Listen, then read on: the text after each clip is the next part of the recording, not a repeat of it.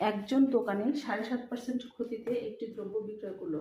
যদি দ্রব্যটির মূল্য 10% কম হতো এবং বিক্রয় মূল্য 31 টাকা বেশি হতো, তাহলে তার 20% লাভ হতো। দ্রব্যটির ক্রয় মূল্য কত?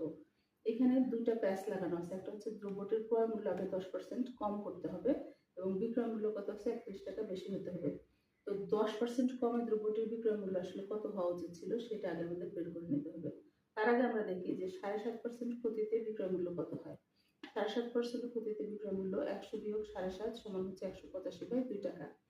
ক্রয় মূল্য 10% কম হলে কত হতো? 100 বিয়োগ 10 সমান 90 টাকা। তো 20% লাভে বিক্রি করতে হবে কততে? 100 যোগ 20 সমান হচ্ছে 120 টাকা। এখন ক্রয় মূল্য যদি 100 টাকা হয়, বিক্রয় মূল্য 120 টাকা। যদি ক্রয় মূল্য এই যে 90 টাকা হতো তখন কত টাকা বিক্রি করতে হবে?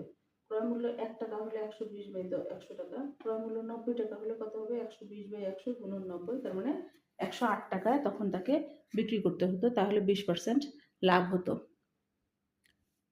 এখন বিক্রয় মূল্যের পার্থক্য কত? আমরা যেটা বিক্রয় মূল্য বের করলাম সেটা হচ্ছে 108 টাকা, আর যেটা ক্ষতিতে বিক্রয় করছে সেটা হচ্ছে 185/2 টাকা। তাহলে যে বিক্রয় মূল্যে লাভ হতো সেটা হলো 108 টাকা। এই পার্থক্য কত? পার্থক্য হচ্ছে, আমরা এটা ক্যালকুলেশন করে দেখলাম যে 31/2 টাকা হচ্ছে পার্থক্য। অর্থাৎ বিক্রয় মূল্যের পার্থক্য যদি 31/2 টাকা হয় তাহলে ক্রয় মূল্য হচ্ছে 100 টাকা। বিক্রয় মূল্যের পার্থক্য যদি 1 টাকা হয় তাহলে কত হবে? 100 ভাগ 31/2।